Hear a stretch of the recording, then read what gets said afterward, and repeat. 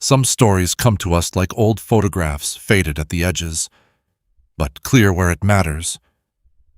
This one found me through a letter tucked inside a family Bible, written by a woman who had nothing left but her children and her courage. Her name was Clara.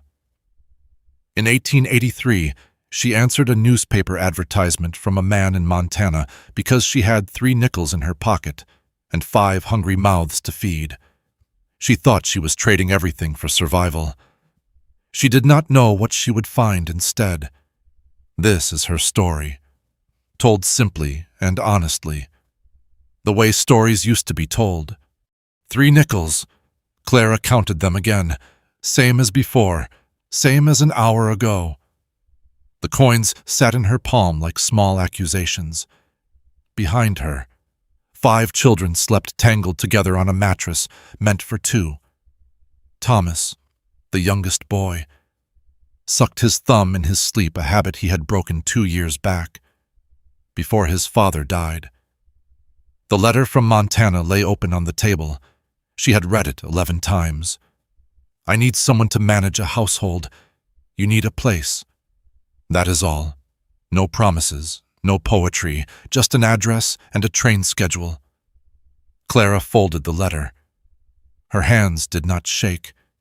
She had used up shaking months ago. Somewhere between the funeral and the first night she went to bed hungry so the children could eat. She looked at the cracked mirror on the wall. The woman looking back had cheekbones she did not recognize, collarbones sharp enough to cut cloth.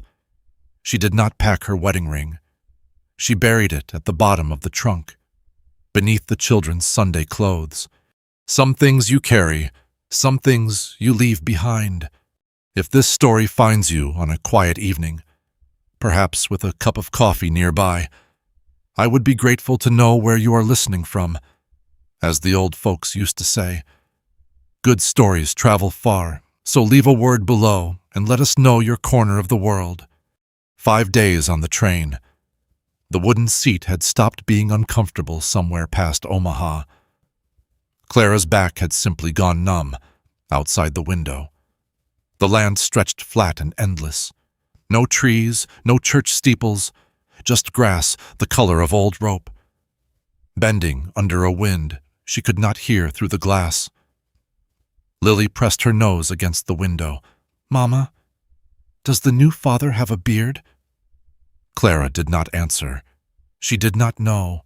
Beside her, Thomas had fallen asleep with his head on her arm. His ribs showed through his shirt when he breathed. She counted them without meaning to. Samuel sat across the aisle, face turned toward the window, jaw tight. He had not spoken since they crossed the Missouri River. 12 years old and already wearing silence like armor. Rose tugged at Clara's sleeve. "I'm hungry." "I know." The last of the bread had run out yesterday morning. Clara had given her portion to Hope, the youngest, who now dozed in her lap with a fist curled against her chin. The train slowed. Clara's stomach dropped before her mind caught up. She wiped her palms on her skirt. The fabric was thin enough that she could feel the bones of her own hands. Copper Creek. The platform was smaller than she expected. A water tower. A general store with a painted sign. Dust everywhere. She stepped off the train with Hope on her shoulder and Thomas gripping her free hand. The twins followed. Samuel came last, carrying the single trunk that held everything they owned. Clara scanned the platform. A man stood 20 paces away, tall, shoulders wide enough to fill a doorway, face weathered, stubble dark against sun-browned skin.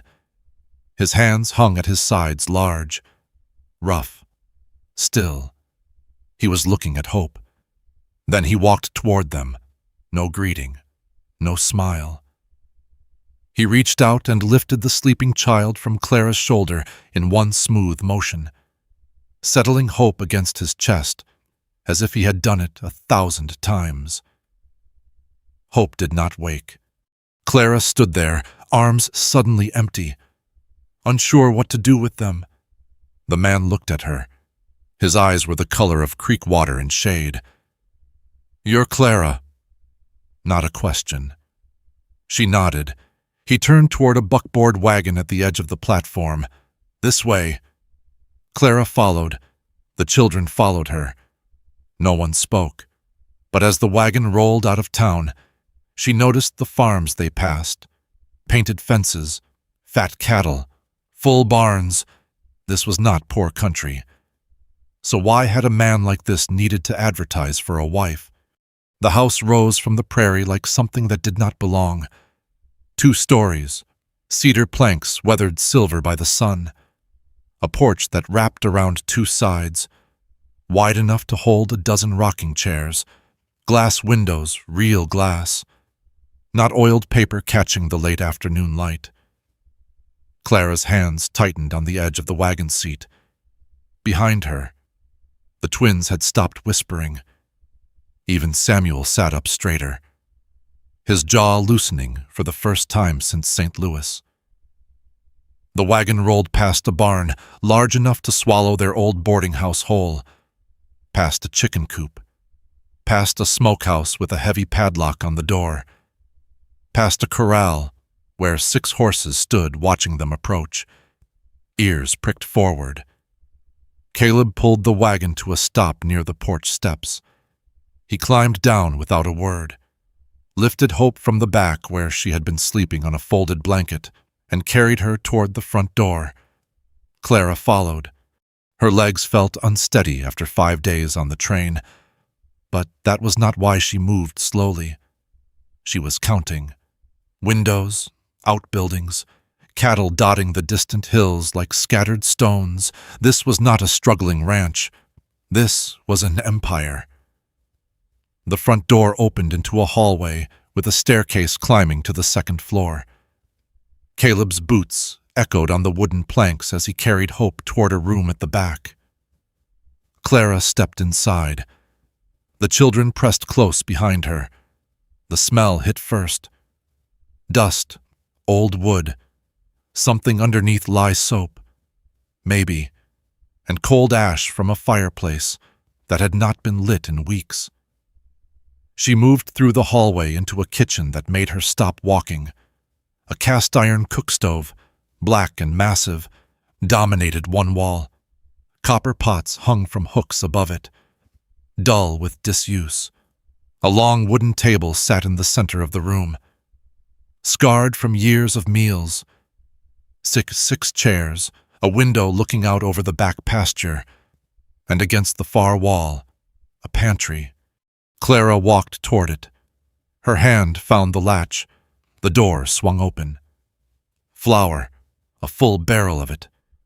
20 pounds at least, sugar in a cloth sack, salt in a wooden box, bacon wrapped in paper, hanging from a hook, dried beans in glass jars, lined up like soldiers, coffee, real coffee, not chicory root, molasses in a tin, honey in a crock. Clara's knees gave out. She did not fall. She lowered herself to the floor slowly, her back against the pantry door frame, her eyes fixed on the barrel of flour. Her hand reached out and touched it, the rough weave of the burlap, the weight of it, solid and real. Her children would eat, not scraps, not the heels of bread begged from bakeries after closing, not watered-down soup stretched to feed 5 mouths when there was only enough for 2. Her children would eat. The tears came before she could stop them. She pressed her hand against her mouth to keep from making a sound. Footsteps in the hallway. Clara scrambled to her feet, wiping her face with the back of her hand. Caleb appeared in the kitchen doorway. He looked at her, at the open pantry, at the flour barrel. He said nothing. "I was just—" Clara's voice caught. She cleared her throat. "I was looking at what supplies you have." Caleb nodded slowly. His face gave nothing away. "There's more in the root cellar. Potatoes, carrots, preserves." He paused. My mother put them up before she passed, 3 years ago now. Clara did not know what to say. Caleb turned toward the hallway. I'll show you the bedrooms. She followed him up the stairs. The children came behind, their footsteps light and hesitant. The second floor held 6 doors. Caleb opened the first. A large room with 2 beds, a window facing east, a dresser with a porcelain wash basin and pitcher.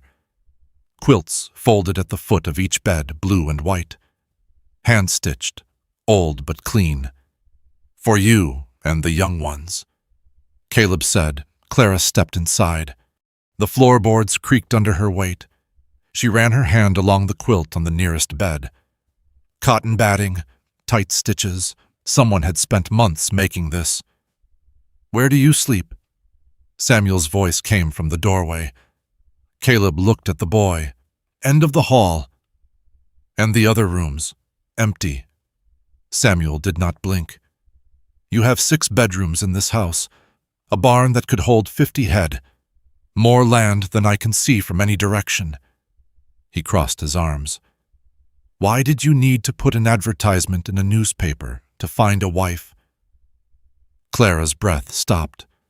The question she had been carrying since the train platform. Spoken aloud by a 12-year-old boy who had not yet learned when to stay quiet. Caleb did not look away from Samuel. His expression did not change, but something shifted in his eyes, a flicker of something that might have been respect, or might have been pain, because nobody here would have me. He turned and walked down the hallway.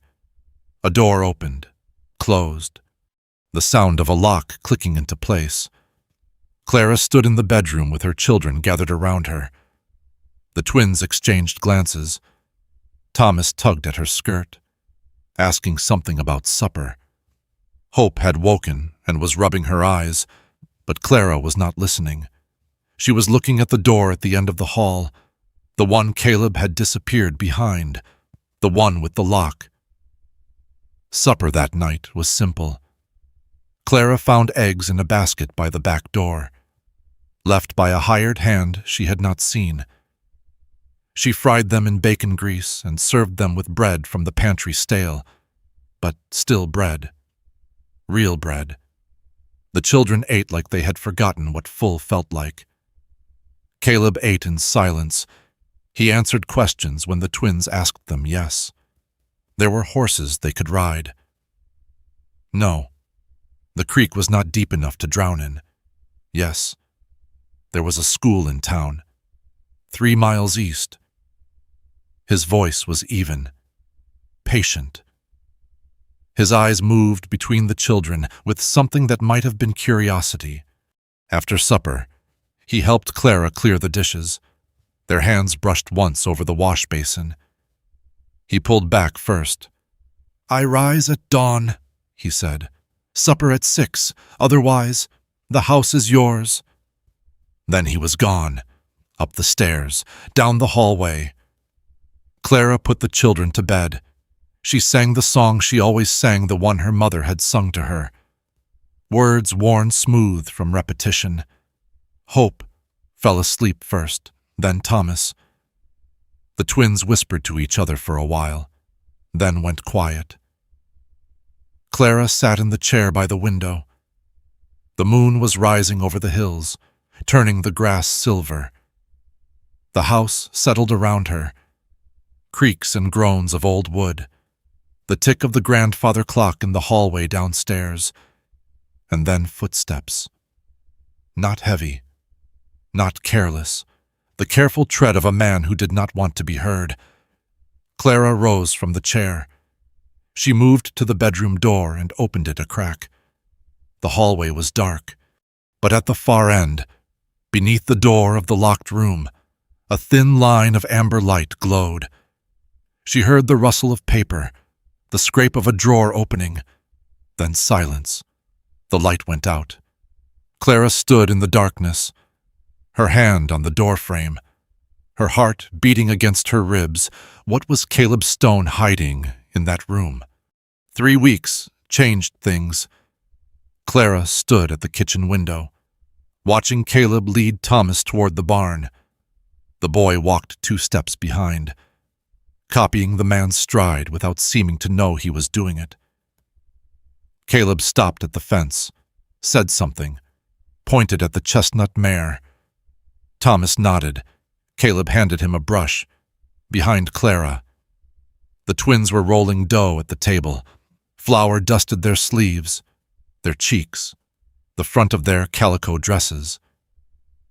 Rose hummed something tuneless. Lily pressed circles into the dough with an empty tin cup. Hope sat on the floor near the stove, stacking wooden spoons into a tower and knocking them down. Each time they fell, she laughed a sound Clara had not heard in months before they came here. The pantry was full. The children were fed. The beds had clean quilts. And still, something scraped at the back of Clara's mind, a splinter she could not locate. She wiped her hands on her apron. "I need to go to town for thread." The twins looked up. "Can we come?" "Not today. Watch your sister." The ride to Copper Creek took 40 minutes. Clara kept the horse at an easy walk, grateful for the quiet.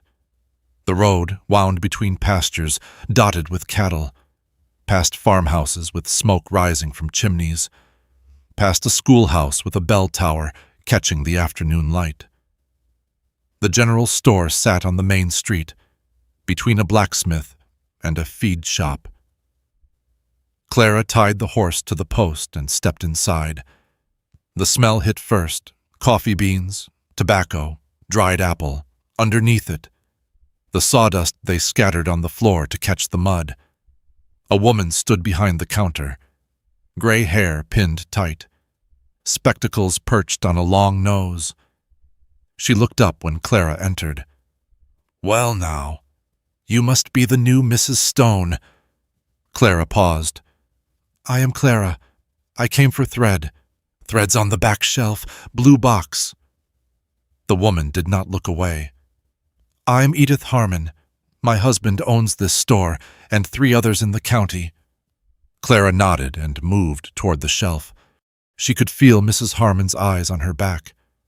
The store was not empty. 2 women stood near the fabric bolts, speaking low. They glanced at Clara when she passed. Their voices dropped to whispers. Clara found the thread. Brown, black, white. She picked 2 spools of each and brought them to the counter. Mrs. Harmon wrote the price on a slip of paper. "Put it on the Stone account." Yes. The older woman slid the thread into a paper bag, but she did not hand it over. Instead, she leaned forward, voice dropping. "You seem like a sensible woman, not one of those romantic types who answer advertisements looking for adventure." Clara said nothing. "So I reckon you ought to know what you married into." The 2 women near the fabric had stopped pretending to shop. Clara could feel them listening. "Mrs. Harmon, Caleb Stone used to have a partner, Thomas Whitmore. They built this whole valley together, back when there was nothing but grass and coyotes. Best friends, those 2. Thicker than brothers." Clara's fingers tightened on the edge of the counter. "Then Thomas lost everything. His ranch, his cattle, his savings, went bankrupt overnight." Mrs. Harmon's eyes glittered behind her spectacles. "And wouldn't you know, Caleb Stone ended up with all of Thomas's land. Every last acre." The floor seemed to tilt. Clara planted her feet. "Folks talk," Mrs. Harmon continued.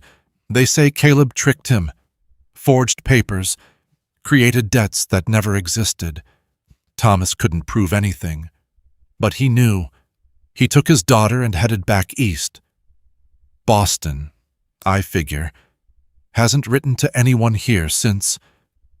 Clara found her voice. "That's gossip." "Maybe so." Mrs. Harmon pushed the bag across the counter. "But you're living in that big house, eating food bought with money that might not be rightfully his. A good man lost everything so your husband could have more. I figured you ought to know, is all. Clara took the bag. Her hands did not shake. She would not let them. Much obliged for the thread. She walked out. The bell above the door rang too loud. The ride back took longer, or felt longer. Clara did not notice the pastures this time, or the schoolhouse, or the cattle. She stared at the horse's ears and thought about the way Caleb had lifted Hope from her arms at the train station, the way he taught Thomas to brush the mare, the way he said good morning to her each day. Not warmly, but not coldly either. The way he disappeared into that locked room every night, after the children were asleep. When she reached the ranch, Caleb was on the porch. He raised a hand in greeting. Clara climbed down from the wagon. Her legs felt stiff. "Get what you needed?" he asked. She held up the bag. "Thread." He nodded. That was all. He turned and went back inside. Clara stood there a moment longer, looking at the house. 2 stories, 6 bedrooms, a barn that could hold 50 head of cattle, more land than she could see from any one spot. Thomas Whitmore had built half of this. That was what Mrs. Harmon said. At supper, Clara watched Caleb cut meat for Hope, who refused to eat anything she could not hold in her fist. She watched him answer Lily's questions about why horses slept standing up. She watched him nod at Samuel, man to man, when the boy asked to be excused. She watched and she wondered. That night, after the children were asleep, she heard his footsteps in the hall, the creak of a door, the soft click of a lock. Clara lay in the dark, staring at the ceiling. She had come here to survive, not to trust. Trust was something she had buried at the bottom of a trunk in St. Louis, along with her wedding ring. But the children were starting to trust him. Thomas followed him everywhere now. Hope reached for him when she woke from naps. Even Samuel had stopped watching Caleb like a dog watches a stranger. If Mrs. Harmon was right, if Caleb Stone was the kind of man who could destroy his best friend for money, then Clara had walked her children straight into another trap. If Mrs. Harmon was wrong, if this was just the poison that small towns brewed from boredom and envy, then Clara was letting a gossiping woman rot something that might have been good. Either way, she needed to know. The locked room at the end of the hall held something. Papers, secrets, proof of who Caleb Stone really was. And tomorrow, while he worked the far pasture, she was going to find out what. The floorboard outside the locked room creaked at 2 in the morning. Clara lay still in the dark, listening. Footsteps, the soft scrape of a door opening. A thin line of amber light appeared under her bedroom door, spillover from the hallway. She waited, counted her own heartbeats, 14, 15, 16. The light disappeared. The footsteps retreated. Another door closed somewhere deeper in the house. Beside her, Hope slept with her thumb in her mouth. The twins breathed in unison on the other bed. Thomas had kicked off his blanket again. Clara did not sleep for the rest of the night. Morning came gray and slow. Caleb ate breakfast without talking, the way he always did: eggs, bacon, coffee, black enough to stain teeth. He nodded at Clara when she refilled his cup. "I'll be in the north pasture today. Fence needs mending near the creek." Clara set the coffee pot back on the stove. "Will you be back for supper?" "Not before dark." He stood, took his hat from the hook by the door, and left. The door closed with a soft click. Through the window, Clara watched him saddle the bay gelding and ride toward the hills until he became a dark speck against the grass. She washed the dishes. She swept the floor. She set the twins to mending socks and told Samuel to take Thomas fishing at the pond behind the barn. Then she went upstairs. The hallway was quiet. Dust motes drifted in the light from the window at the far end. Clara walked slowly, testing each board with her weight before stepping fully. The locked room was the last door on the left. She tried the handle. It did not turn. Clara looked at the door. Plain pine, same as all the others. A brass keyhole, darkened with age. Nothing special about it. She checked the obvious places first. The ledge above the doorframe, nothing. The crack between the floorboards, nothing. The windowsill at the end of the hall, nothing. She stood there, thinking. Caleb went into this room every night. He did not carry a key on his belt. She would have heard it jingle. He did not wear it around his neck. So where did he keep it? Her eyes dropped to the floor. A braided rug lay in front of the door, oval, blue and brown threads woven taller, the kind of rug a person might stand on while unlocking a door. Clara knelt, lifted the edge. The key lay there, green with tarnish at the edges, exactly where Caleb's boots would hide it from view. Her fingers closed around the metal, cold, heavier than she expected. She stood, fitted the key into the lock, turned it. The door swung open. The room was small, a desk against one wall, oak with brass handles, a bookshelf half filled with ledgers, a leather trunk beneath the window, the kind used for storing documents. No safe, no strongbox, no evidence of stolen fortune. Clara stepped inside. The floorboards groaned under her weight. She froze, listened. The house was silent, except for the distant sound of the twins arguing about something downstairs. She moved to the desk first.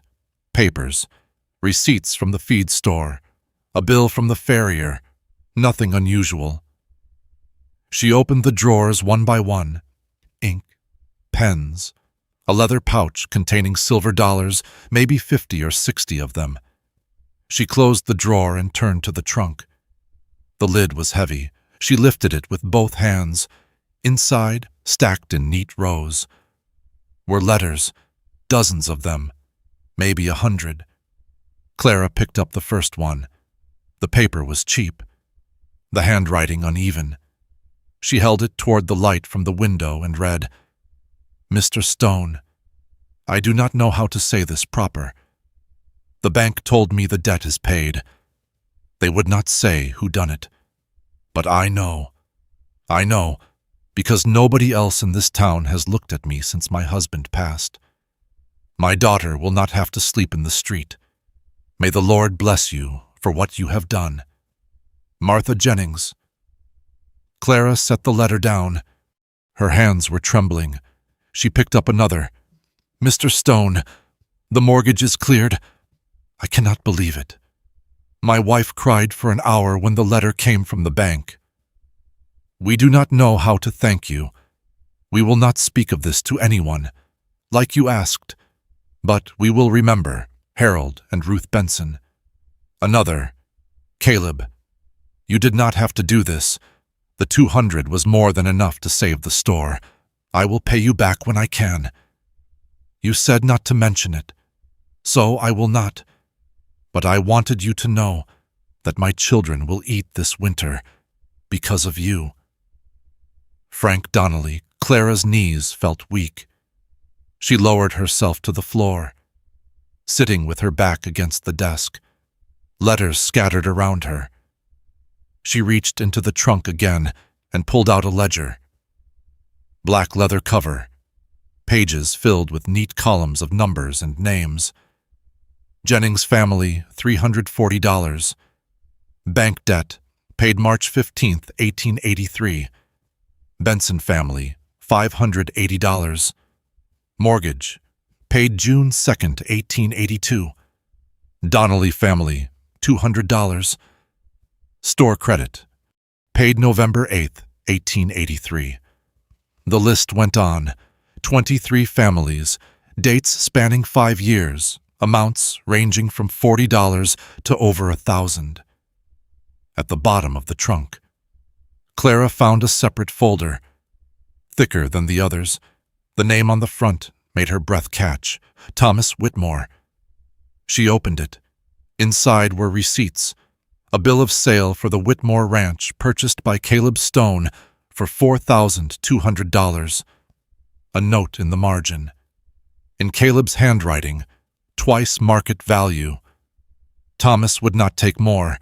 A letter from a hospital in Boston. Patient Margaret Whitmore. Age 9. Diagnosis consumption. Treatment commenced September 1881. All costs to be billed to C. Stone, Montana Territory. A bank draft. $500 sent to Thomas Whitmore in Boston, dated December 1882. Another letter, different handwriting than the others. Caleb, I do not know how to thank you. Margaret is stronger every day. The doctors say she may recover fully. You gave us everything and asked for nothing. I know you told me never to write, but I could not stay silent. You are a better man than anybody in Copper Creek will ever know. Your brother in all but blood. Thomas Clara sat on the floor of the locked room, surrounded by evidence of a man who had spent 5 years giving away his money in secret. Not stealing, giving. She thought of Mrs. Harmon's face, the way her eyes had glittered when she told the story, the certainty in her voice. Caleb Stone ended up with all of Thomas's land, every last acre. He had paid double for it, so that Thomas could save his daughter's life. The town thought he was a thief. They thought he had betrayed his best friend, and Caleb had never corrected them. He had let them believe the worst, year after year, while he quietly paid their debts and saved their farms.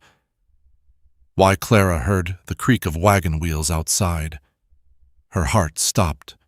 She scrambled to her feet, shoving letters back into the trunk, closing the lid, pushing the ledger into place. She ran to the door, stepped through, pulled it shut, locked it, dropped to her knees, slid the key under the rug exactly where she had found it, edges aligned with the floorboards. She stood, smoothed her dress, walked down the hallway with steps that were too fast, too loud. By the time she reached the kitchen, her hands were shaking so badly she could barely grip the handle of the coffee pot. She set it on the stove, pulled out a foot, cracked an egg into it for no reason at all. The front door opened, Caleb's boots on the floor, his hat on the hook. He appeared in the kitchen doorway, larger than the frame. "Forgot my rope," he said. "Left it in the barn." Clara did not turn around. "There's coffee if you want it. No time." He was gone. The door closed. She heard the horse's hooves fade into the distance. Clara gripped the edge of the stove and breathed. He had not noticed. He did not know. But now she knew. And the question that burned in her chest was not about what kind of man Caleb Stone was. It was about why a man that good would choose to be hated. The letter arrived with the morning mail. Clara was kneading bread dough when she heard the horse. She looked up through the kitchen window and saw the rider from town dismounting at the gate. He did not come to the door. He just handed an envelope to Caleb, who was working on the fence near the road, and rode away without a word. Caleb stood there for a long moment, holding the envelope like it might bite him. Then he walked toward the house. Clara met him on the porch. The children were inside. She could hear the twins arguing about something in the kitchen. Thomas was napping. Hope was playing with wooden blocks near the stove. "What does it say?" Caleb handed her the letter. His face was blank. Not calm blank. The way a man looks when he has run out of expressions. She read it. Mr. Stone, due to the transfer of assets and the restructuring of accounts, Eastern Capital Company now holds the notes on 6 properties in the Copper Creek Valley. Payment in full is required within 30 days. Failure to comply will result in immediate foreclosure proceedings. 6 names followed. 6 families: the Bensons, the Donnellys, the Carters. 3 others Clara did not know well. She looked up. What is Eastern Capital? Land grabbers from back east. They buy up debts for pennies, then squeeze folks until they lose everything. Caleb took the letter back, folded it, put it in his pocket. There's a meeting tonight at the Benson place. I reckon we ought to go. Clara nodded. She did not ask why he said we. The ride to the Benson farm took 20 minutes. Clara sat beside Caleb on the buckboard, watching the sun sink toward the hills. The sky turned orange and pink. Meadowlarks called from the tall grass. The smell of wildflowers drifted on the evening air. Neither of them spoke.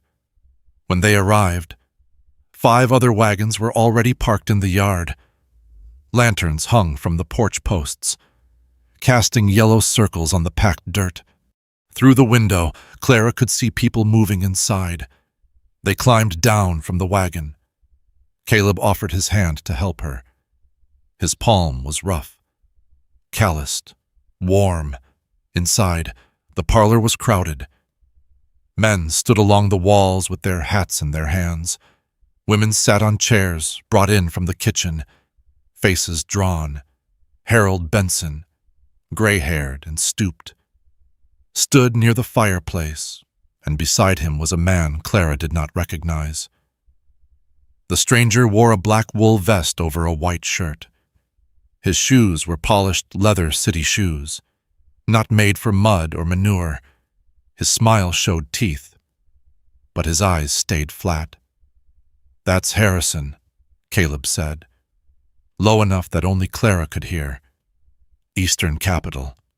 He came all the way from New York to take their land. Harrison raised a hand for silence. The room quieted. I understand this is difficult, he said. His voice was smooth, practiced. But I want to be clear about the situation. Eastern Capital now holds the notes on 6 properties in this valley.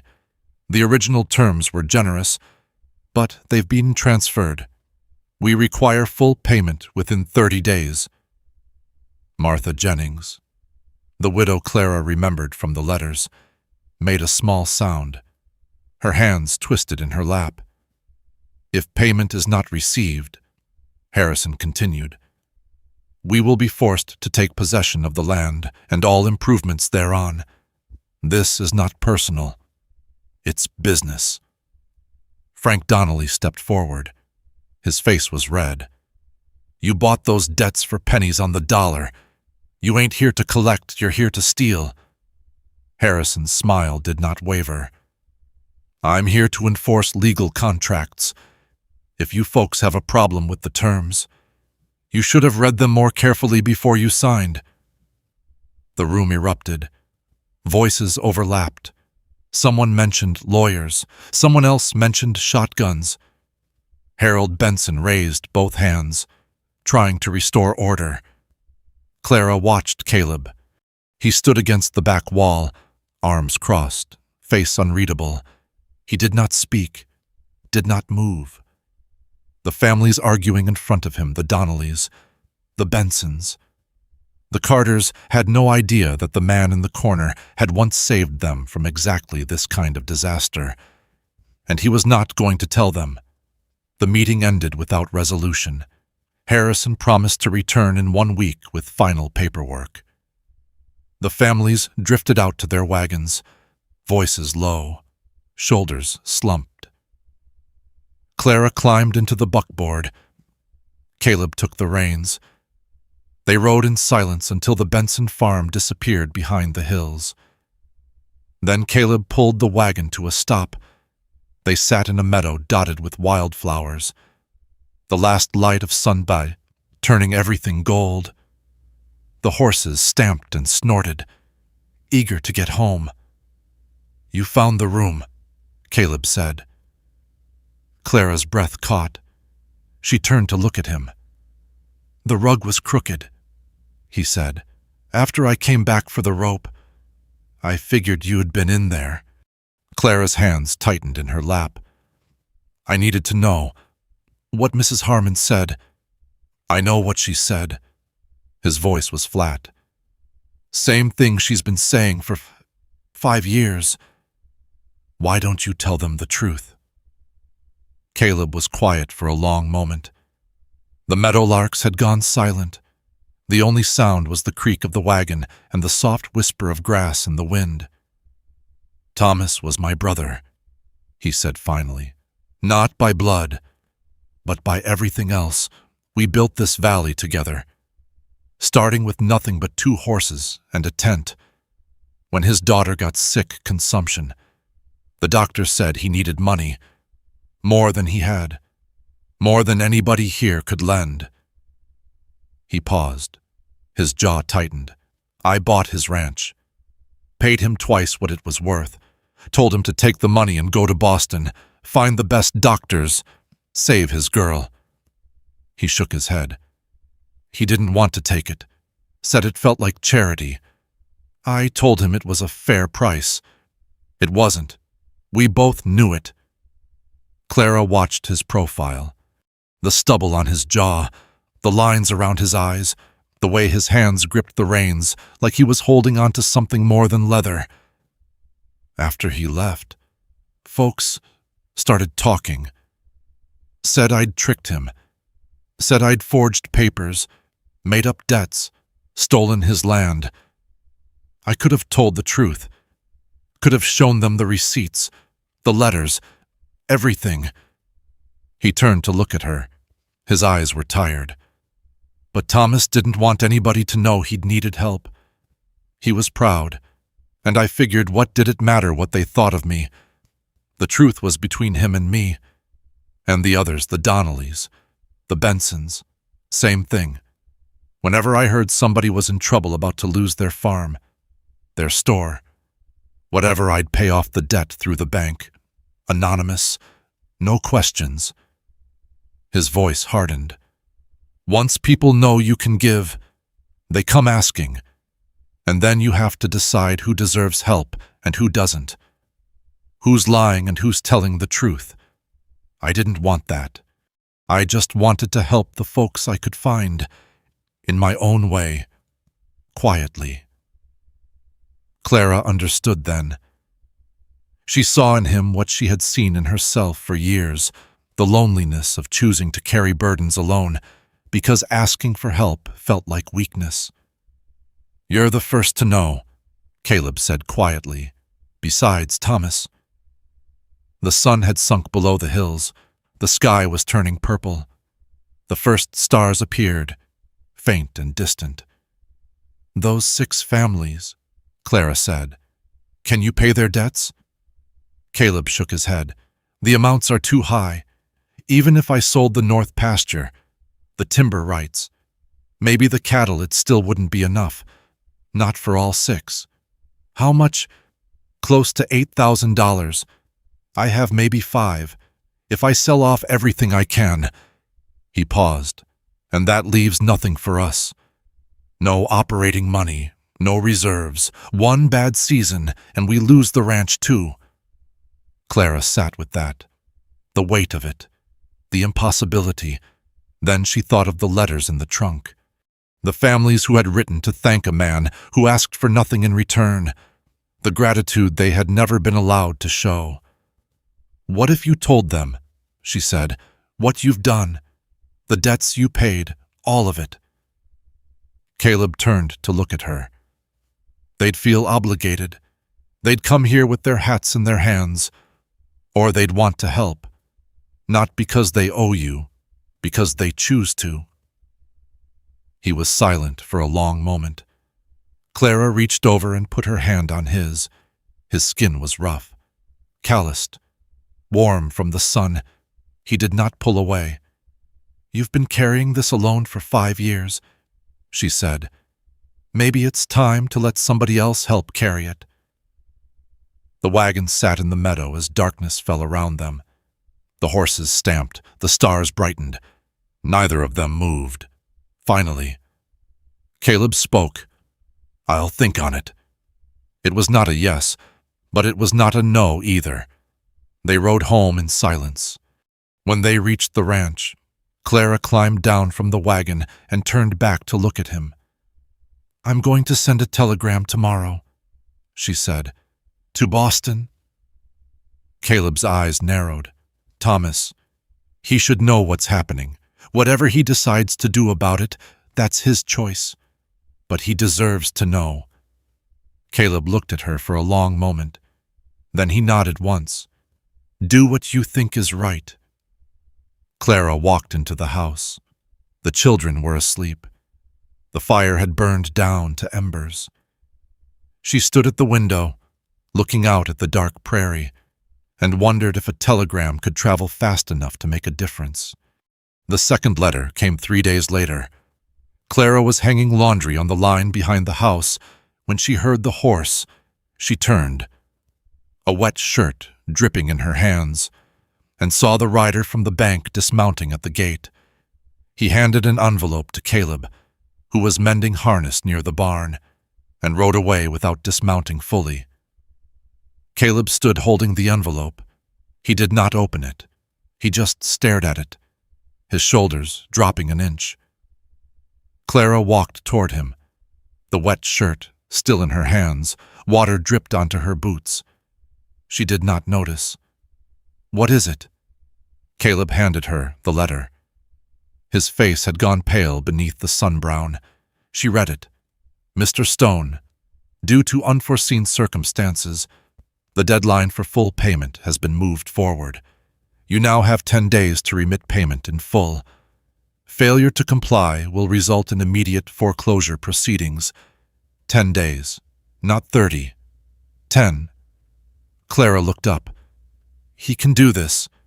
It's in the contracts. Small print." Caleb took the letter back. His hands were steady, but something in his eyes had changed. Harrison squeezing them. Wants them scared. Scared people make mistakes. That evening, supper was silent. The children sensed something wrong. Even Hope was subdued, pushing her potatoes around her plate instead of mashing them with her fists. The twins kept glancing at each other. Thomas stared at his food without eating. Samuel watched Caleb across the table. His jaw was tight. After the meal, Clara sent the younger children upstairs. Samuel lingered in the doorway. "I said, go on up." Clara told him, "I heard you talking last night." Samuel's voice was flat. "About the meeting. About Mr. Harrison. About money." Caleb looked at the boy. "You were supposed to be asleep." "I wasn't." Samuel crossed his arms. "You're in trouble. Aren't you real trouble?" Clara moved toward him. "Samuel, tell me the truth." The boy's voice cracked. "Everybody in this town says you're a thief. Says you stole from your best friend. I heard Mrs. Harmon talking to the other ladies at church.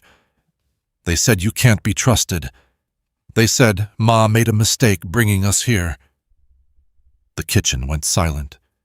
The tick of the clock on the wall sounded loud as gunshots. Caleb set down his coffee cup. He did not look away from Samuel. "What else did they say? That Thomas Whitmore lost everything because of you? That you tricked him and took his land and drove him away?" Samuel's chin trembled. "I believed them. I have been watching you for weeks, waiting for you to show what you really are, waiting for you to hurt us like everybody said you would." Clara's chest ached. She wanted to speak, but no words came. Caleb stood slowly. He walked to the door at the back of the kitchen, the one that led to the small room where he kept his boots and coats. He reached up to a shelf and pulled down a wooden box. Inside was a single letter. He handed it to Samuel. "Read it." Samuel took the paper. His hands shook as he unfolded it. Clara watched his eyes move across the words.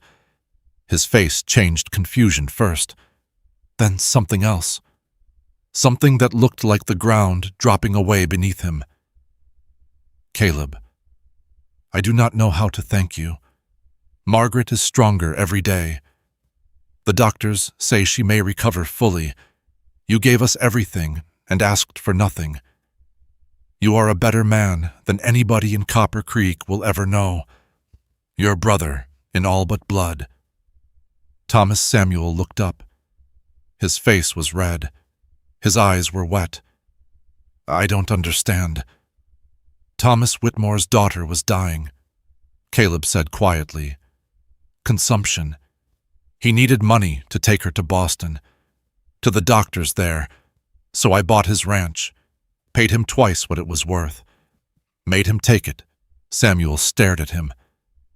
"But everybody says—" "I know what they say." Caleb's voice was even. Thomas didn't want anybody knowing he'd needed help. He was proud, so I let them think what they wanted. What did it matter? The truth was between him and me. The letter trembled in Samuel's hands. A single tear ran down his cheek. He wiped it away hard, like it had betrayed him. "I hated you." The words came out rough, broken. "I thought you were bad. I thought you were going to hurt us." He stopped. His chest heaved. Another tear fell. "Ma does the same thing. Hides when she's hurting. Carries everything alone." He looked at Caleb, his 12-year-old face stripped raw. "Do you hurt too?" Caleb did not answer with words. He walked to the kitchen table, pulled out a chair, sat down so his eyes were level with Samuel's, and he nodded. Once, just once, Samuel's face crumpled. He crossed the room in 3 steps and threw his arms around Caleb's neck. The boy's shoulders shook. He made no sound, but Clara could see the tears running down his cheeks, catching the lamplight. Caleb's arms came up slowly, awkwardly, like a man who had forgotten how to hold someone. But they closed around the boy and held him there. Clara stood by the stove, watching. Her own eyes burned. She pressed her hand against her mouth. Samuel pulled back, wiped his face with his sleeve. His voice was thick. "I want to help. Tell me what to do." Caleb looked at him for a long moment. Then he put a hand on the boy's shoulder. "Right now, go upstairs. Get some sleep." Samuel nodded. He walked toward the door, then stopped, turned back. "I'm sorry," he said, "for believing them, for not asking you first." Then he was gone. His footsteps creaked on the stairs. The kitchen fell silent. Clara sat down across from Caleb. The lamp on the table threw shadows across his face. He looked older than he had an hour ago. Older and smaller somehow. "He's a good boy," Caleb said quietly. "He's like his father." Clara paused. His real father, the one who died, always watching, always waiting to see if people would disappoint him. Caleb nodded slowly. His eyes were still wet. He did not try to hide it. "The meeting at the church," Clara said. "It's Sunday, 5 days from now." "I know." "You could tell them what you've done, the debts you paid, all of it." Caleb shook his head. "They'll think I want their gratitude. They'll think I helped them just so I could call it in later. Or they'll want to stand with you, the way you stood with them." He was silent. Clara reached across the table and took his hand. His fingers were rough, calloused, warm. "This isn't about gratitude," she said. "It's about giving them a choice. Let them decide if they want to help. Let them decide if they want to fight." Caleb looked at their joined hands. His jaw tightened. And if they say no, then at least they'll know the truth. At least they'll know who you really are. The clock ticked on the wall. The fire crackled in the stove. Outside, the wind whispered through the grass. Finally, Caleb spoke. Sunday, the church. He took a breath. Samuel and I will ride out tomorrow. Tell folks there's a meeting. Clara squeezed his hand. I'll be there with you. He looked at her. Something shifted in his eyes, something that might have been fear, or might have been hope. I know you will. That night, Clara lay awake in the dark, listening to the house settle around her. Hope's soft breathing, the creak of the wind against the shutters. 5 days until Sunday. 5 days to convince a town that the man they hated was the one who had saved them.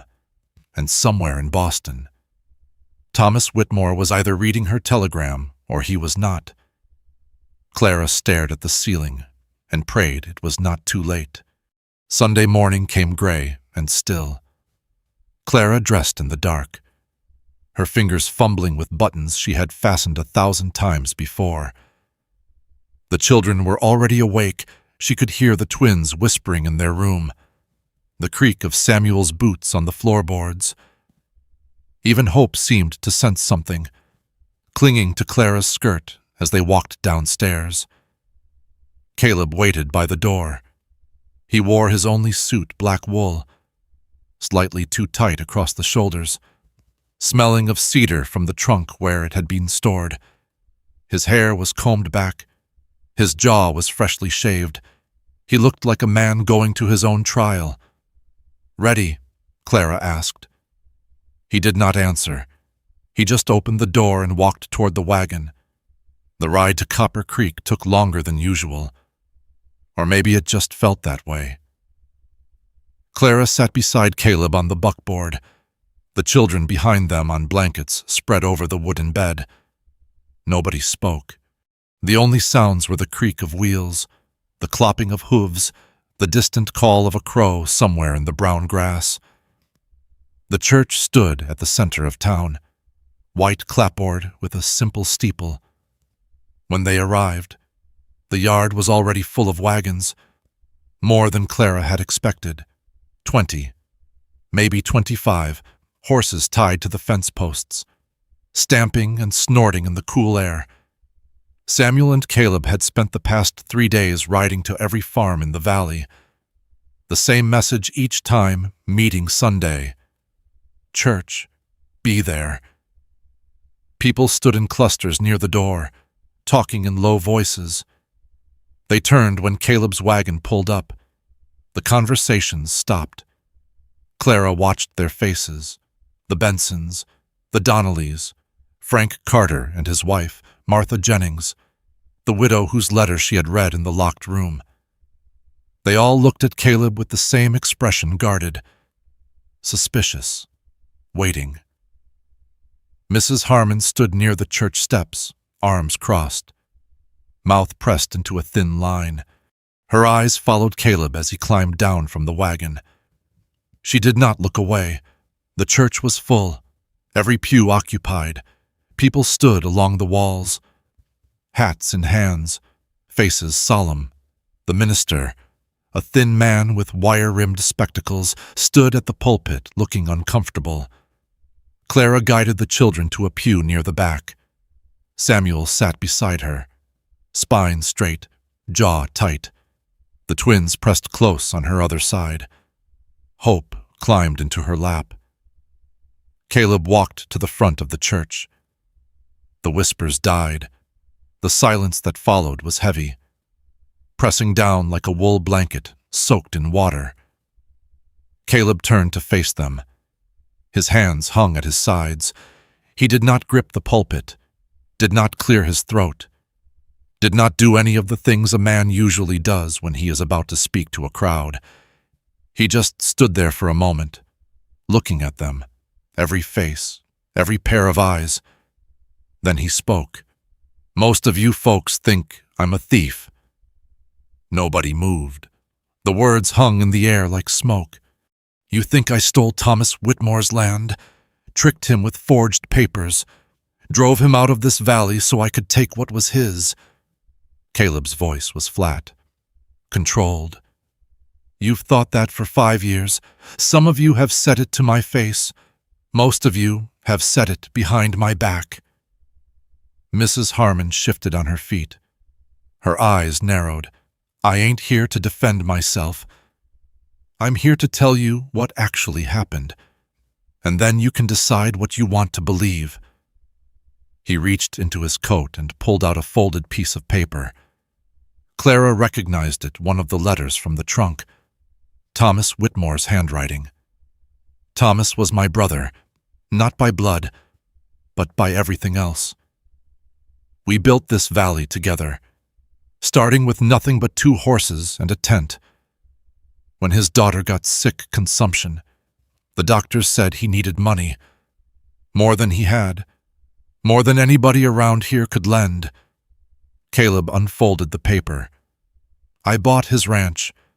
I paid him twice what it was worth. I told him to take the money and go to Boston, find the best doctors, save his girl. He paused. He didn't want to take it. Said it felt like charity. I told him it was a fair price. It wasn't. We both knew it. A murmur ran through the crowd. People exchanged glances. After he left, folks started talking, said I'd tricked him, said I'd forged papers, made up debts, stolen his land. I could have told the truth, could have shown the receipts, the letters, everything. Caleb's jaw tightened. But Thomas didn't want anybody knowing he'd needed help. He was proud, and I figured, what did it matter what you thought of me? The truth was between him and me. He folded the letter and put it back in his pocket. That's one thing. Here's another. He pulled out the small ledger, the same black leather book Clara had found in the trunk. Over the past 5 years, I've paid off debts for 23 families in this valley. The Bensons, the Donnellys, the Jennings, the Carters, others. He held up the ledger. It's all here. Names, amounts, dates. I did it through the bank, anonymous. Nobody was supposed to know. The church went completely silent. Clara could hear her own heartbeat. Martha Jennings stood up slowly. Her face was pale. The $340, she said. The bank debt. That was you. Caleb nodded. Why? Because your husband had just passed and you had 3 children and nowhere to go. Martha's hand went to her mouth. She sat down heavily, like her legs had given out. Frank Donnelly rose next. The $200 for the store credit. You paid that? Yes. I figured it was a mistake. Thought the bank had made an error in my favor. He shook his head. I didn't question it. It wasn't a mistake. Harold Benson stood. His voice was shaky. The mortgage. $580. Yes, one by one. They stood, one by one. They asked, one by one. Caleb confirmed what Clara already knew, that the man they had despised for 5 years had been quietly saving them the entire time. Mrs. Harmon had not moved. Her face was rigid. Her hands gripped the back of the pew in front of her, knuckles white. This don't change anything, she said loudly. Harrison is still coming. Those debts are still owed. Pretty speeches don't pay mortgages. You're right, Caleb said. They don't. He set the ledger on the pulpit. I can't pay off all 6 families this time. The amounts are too high. Even if I sold everything I own, it wouldn't be enough. He looked around the church. But together, if we pool what we have, negotiate as a group, refuse to be picked off one by one, we might have a chance. The church door opened. Every head turned. Harrison stood in the doorway, black coat buttoned to his chin. leather satchel in hand. Behind him were two men in suits, lawyers. From the look of them, "Well," Harrison said, walking up the aisle, "isn't this touching? The whole valley gathered together." He smiled. "I hope I ain't interrupting." He reached the front of the church and turned to face the congregation. "Let me be clear." He opened his satchel and pulled out a stack of papers. "These are legal contracts, signed, witnessed, and binding. The law is on my side." Frank Donnelly stood. "And if we refuse to leave, then the sheriff will remove you, or I'll bring a court order and a judge from Helena. The law is the law. Mr. Donnelly, it don't care about your feelings." The church fell silent again. Clara could see the defeat settling over the crowd like dust, shoulders slumping, eyes dropping. Then Harold Benson spoke. "How much?" Harrison turned to him. "Beg pardon. The total, all 6 properties, how much to clear the debts?" Harrison consulted his papers. $7,843, plus interest and fees approximately $8,200. Benson nodded slowly. He reached into his coat and pulled out a small cloth bag. He walked to the front of the church and set it on the pulpit. "That's $212, everything I got in savings." Harrison laughed. "Mr. Benson, that's less than 3% of—" "I know what it is." Frank Donnelly stood. He walked forward and placed a handful of bills next to Benson's bag. 108. It ain't much, but it's what I got." Martha Jennings rose. She fumbled in her purse and pulled out a small envelope. $63. I was saving it for my daughter's wedding dress. One by one, they came forward. The Carters, the Millers, the Richardsons. Families who had nothing to spare, bringing what little they had. Coins, bills, a gold pocket watch, a silver locket. Clara watched Harrison's face. The smile faded. His jaw tightened. Mrs. Harmon had not moved. She stood at her pew, arms still crossed, face unreadable. Then she reached into her coat. She walked to the front of the church slowly, her shoes clicking on the wooden floor. She set a thick envelope on the growing pile. $800, she said quietly. Her voice wavered.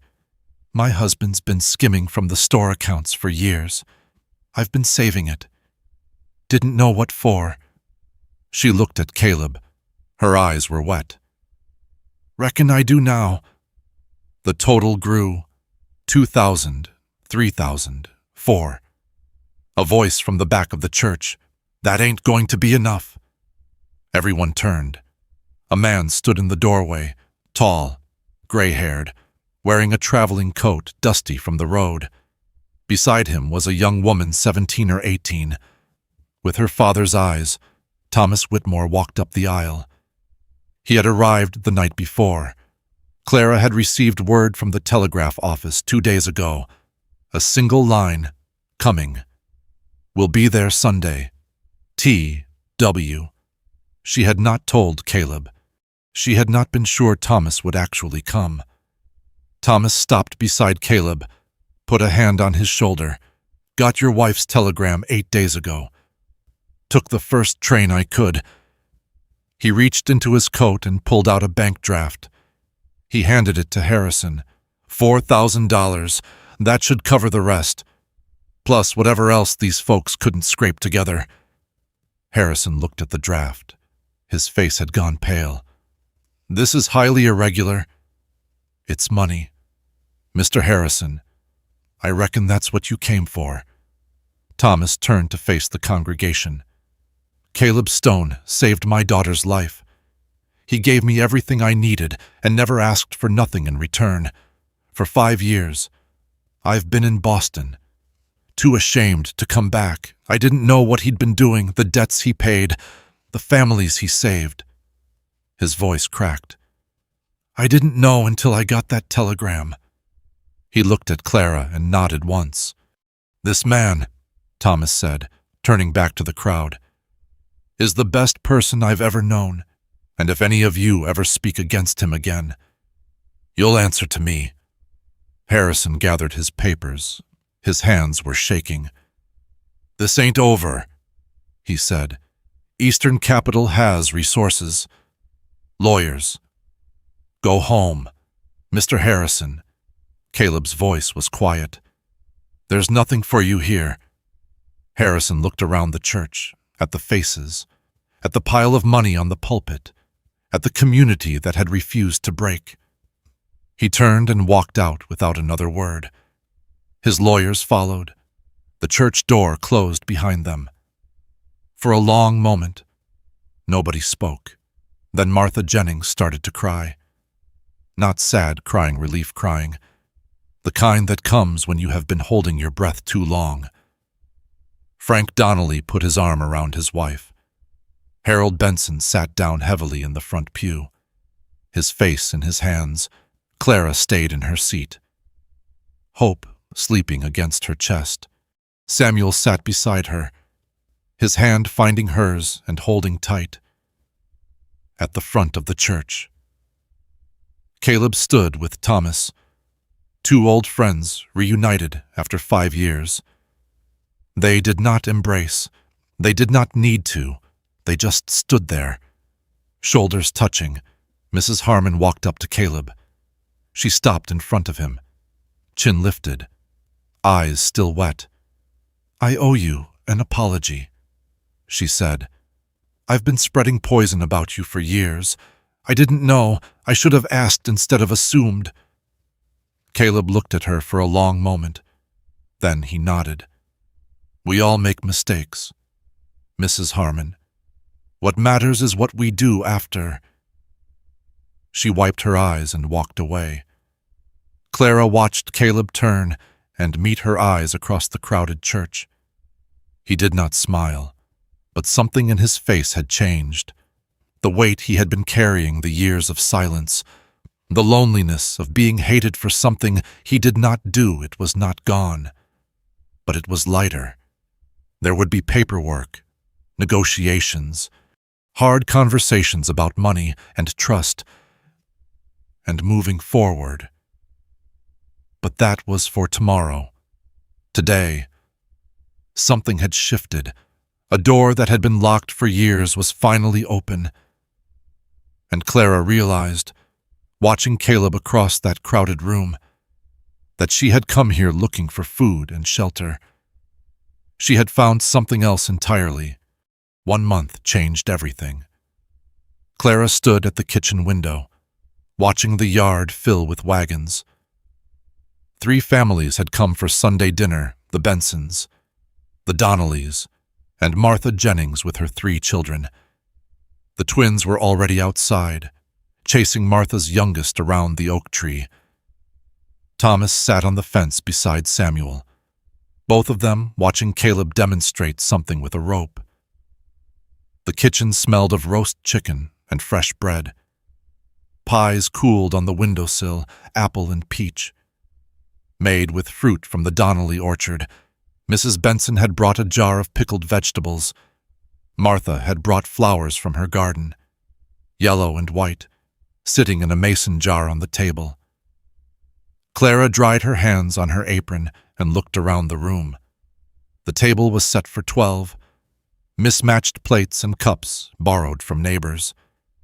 Silverware that did not quite match, cloth napkins she had sewn from old flour sacks, washed and bleached until they were soft as cotton. It was not elegant, it was not fine, but it was full. Hope tugged at Clara's skirt. "Mama, can I go play?" "Yes, stay where I can see you." The girl ran out, bare feet slapping against the wooden floor. Clara watched her disappear into the yard, joining the tangle of children near the barn.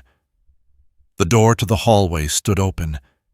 Beyond it, she could see the room at the end of the hall, the one that used to be locked. Caleb had removed the lock 2 weeks ago. Now it was just a room, a desk, some ledgers, a trunk that no longer held secrets. Thomas Whitmore had helped him sort through the letters. They had spent 3 evenings in that room together, talking in low voices, laughing sometimes, silent at others. Margaret, Thomas's daughter, had sat with the twins in the parlor those nights, teaching them card games she had learned in Boston. Thomas had decided to stay. He and Margaret had rented a small house in town while they looked for property. He talked about opening a pharmacy his daughter had trained with doctors during her years in the East, and there was no medical help within 20 miles. The town needed them, and they needed the town. Clara heard footsteps on the porch. Caleb appeared in the doorway, hat in hand, dust on his boots. "Bensons want to know if we got any more chairs. There are 2 in the pantry, behind the flour barrels." He nodded and went to get them. Clara watched him go the way he moved through the house now, easy and familiar, like a man who belonged somewhere.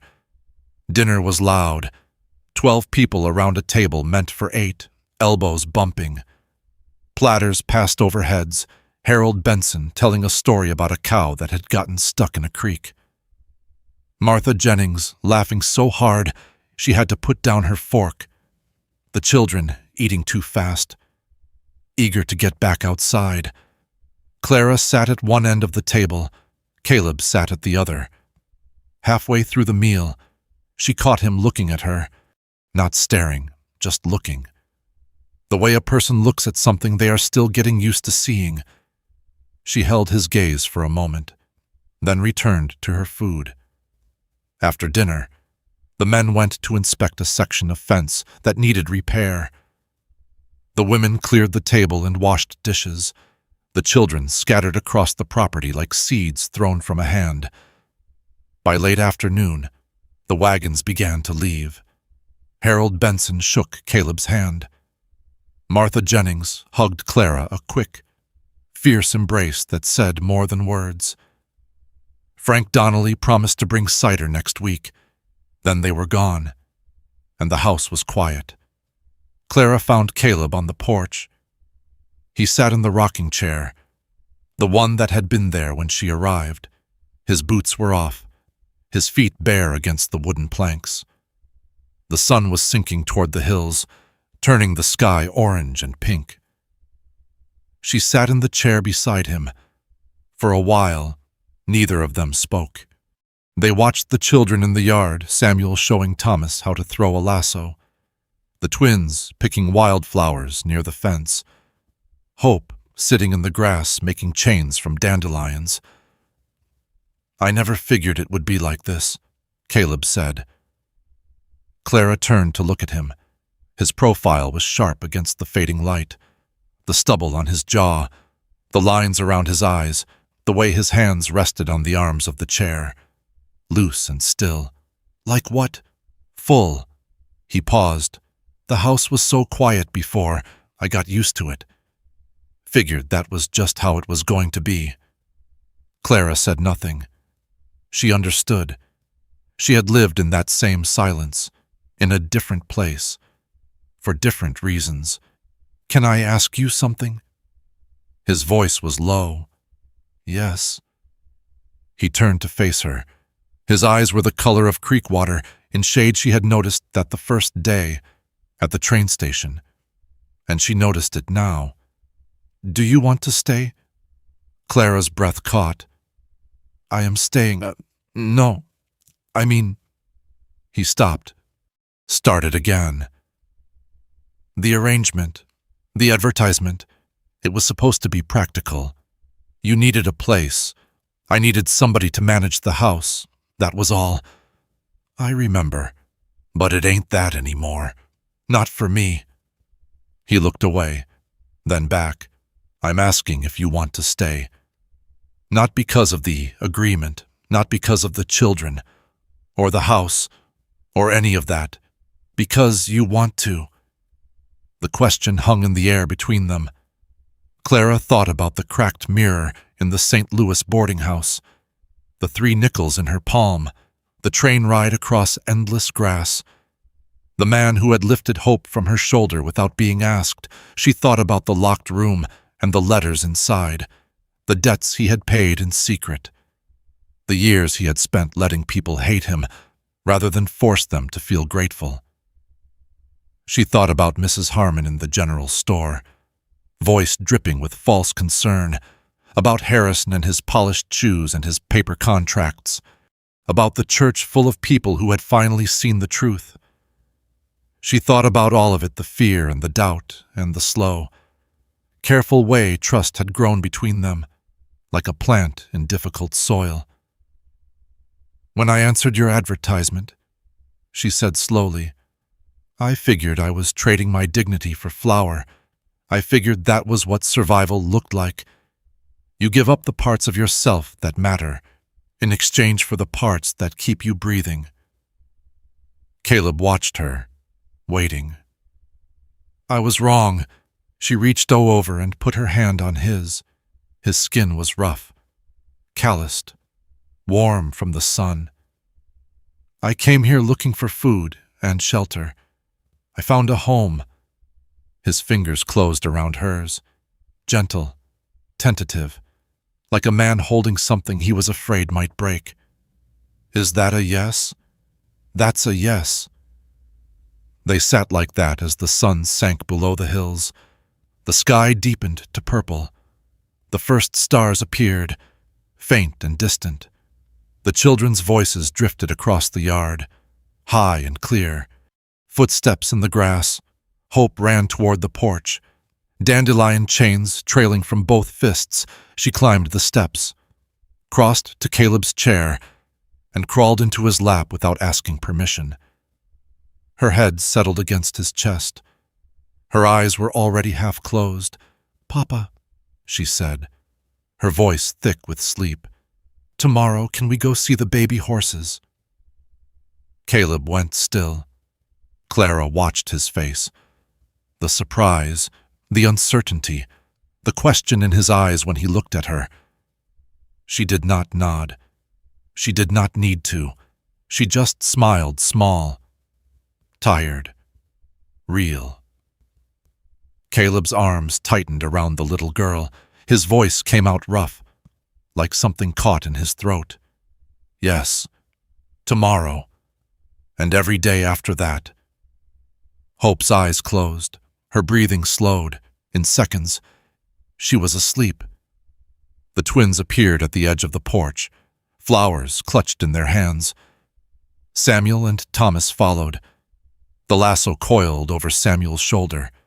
They gathered around the rocking chairs, settling onto the porch steps, leaning against the railing. Nobody spoke. They did not need to. Clara looked at them, her children. This man. This house that had become something more than shelter. The sky above them was vast and dark and full of stars. She had come here with nothing. 3 nickels and 5 hungry children and a letter from a stranger. Now she had this. The screen door creaked as Samuel shifted his weight. One of the twins yawned. Thomas whispered something to his brother. Too low to hear. Hope slept against Caleb's chest, rising and falling with his breath. Clara leaned back in her chair and closed her eyes.